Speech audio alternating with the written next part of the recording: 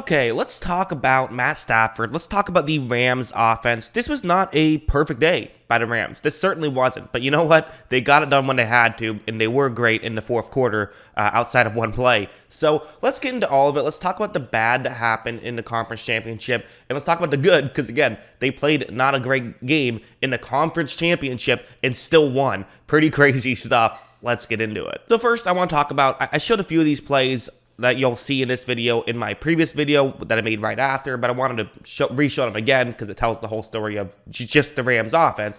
But anyways, these were just kind of some sloppy plays. Watch how Stafford takes the snap right here, and you're going to notice when he throws and hits an open Odell, he just drops the football. Also one right here where you see Stafford again hit open Cooper Kupp, who does not make the catch. This one, another wide open play that's going to be dropped. So some mistakes. I'm also going to break down the interception. That's what you see on your screen right here. Because, those drop passes, they hurt, right? They certainly do. You don't want to drop the football there. And just kind of those little things. This is also part of why I wasn't sold on the Rams are dead in the fourth quarter. Because anytime you see like those drop passes happening, you feel better about that than you would if guys weren't getting open at all. At least guys are getting open, which means that they should continue to get open, and eventually they're going to catch the football.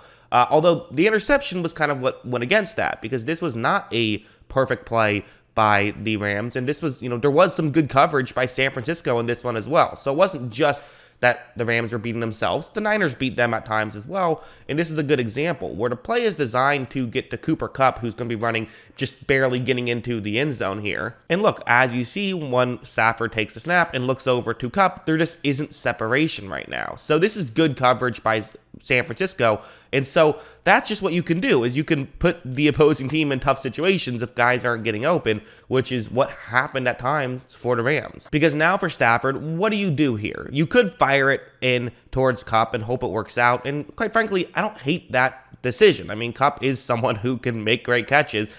He, usually where he really makes his money is the way he gets separation, but he can make a contested catch as well, so I don't hate this decision. However, when Stafford throws it up, it gets batted up and intercepted right there. So again, not a horrible decision by Stafford, I don't think. It obviously had a horrible outcome, but again, we can separate the decision from the outcome, I think. The outcome itself was obviously very bad, but part of this was just, this is the damage of when you don't have guys getting open, you have to make more difficult decisions, and that can be a bad thing. In fact, let's talk about the other near interception, what probably should have been an interception. I don't know how much blame I can actually put on Stafford for this, and here's why.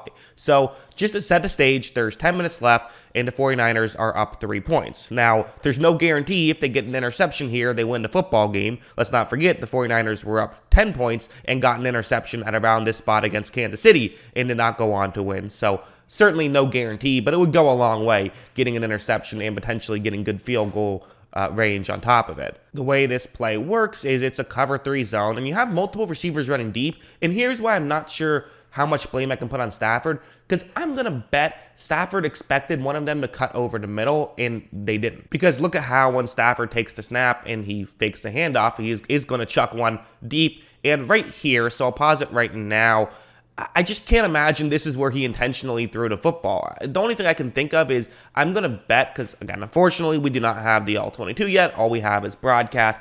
But I'm going to bet that the safety here on this play, Tart, he was, he had his hips turned in one direction, but then once the ball got thrown, he's able to simply go back and look at it. I'm assuming that Stafford thought that someone else was going to go in there and would be able to make a catch in front of him, but now basically no one is there, and Tart is all alone to try and catch this football. Typically, when you see one of these plays, it's usually a miscommunication as opposed to just a horrible missed throw. And as you see, this is going to be dropped. So hey, sometimes better to be lucky than good. But I'm just showing this to say there were some mistakes. This wasn't a perfect game from Stafford. And kind of what the critics of Stafford had been saying was eventually he's going to make these mistakes, and with in the playoffs, when these teams are all so good, it'll be too much, and they won't be able to overcome those mistakes. Well, no, they were able to overcome not just Stafford, but the entire Rams offensive mistakes with the great work they did in the fourth quarter. So first, I want to talk about this concept, because they did this a couple of times, where the 49ers like to play cover 4 zone, and this is kind of the way that the Rams eventually realized, oh, this is how we can really beat them and really do some damage, and they did it a few times. I thought that Sean McVay did a great job at, once he realized how to hurt the 49ers, he kept doing it and sort of said, okay, we're going to make you stop us here. And that's what he did, where the way it works is, you just think about the concept, and basically you have a receiver running a deep route, and typically the corner is going to take that route up, and he's going to, catch that. Meanwhile, you have another receiver who kind of runs just underneath where the corner was, and you have a little bubble where Stafford can make the throw. There is a San Francisco player covering over the middle who can try to cut it off, but it's a little bit of a tough angle, and there is a throw where Stafford can make this, and you can pick up a decent chunk play. Earlier in the game, we saw that work out really well, and so this time, the corner is going to probably overthink this, I think. Look at how right when it begins, you're going to see that Stafford, when he throws it deep instead of sort of over to his side, because the corner ended up cutting over to get these, the underneath route as opposed to the deep route. Not really underneath, but you know what I mean. I think a couple of things. A, this is what these zone busters can do, is they can force defenders to make mistakes.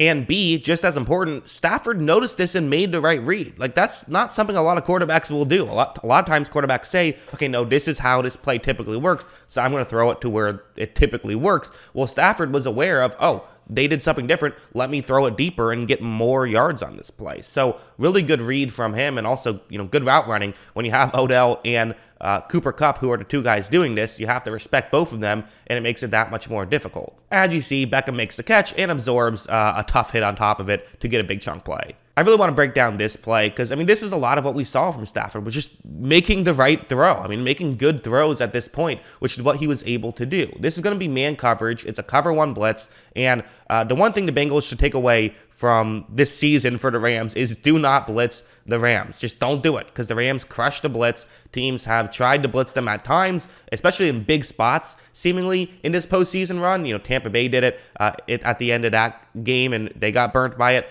And that was with Cooper Kupp as well. And now you're going to see San Francisco get burnt by it. Cooper Kupp is just such a great man beater. And especially if no one's covering over the middle because you're blitzing, it's just going to be tough. Look at how when this play begins, again, it's not wide open. This is not like Cooper Kupp has gotten a ton of separation. And this is kind of where you could argue, on that interception, this is why you throw the ball to Cooper Kupp. You trust your arm strength that you can make a good throw, and you trust that Cooper Kupp will make the tough grab. That's just the logic behind it. So it didn't work out on the interception, but it is going to work out here. As you see, Stafford was just a beautiful throw right there. Kupp is going to be able to get inside field goal range where they would kick the game-winning field goal. If they don't kick it there, that's a tough field goal, quite frankly. That's what you might be looking at, a 50-yarder or so. That's not easy to do. Actually, probably closer to a 55-yarder, so even more difficult. Listen, the Rams have won. The Rams have gone to the Super Bowl on a 57-yarder in the past, but especially with Matt Gay not being 100%,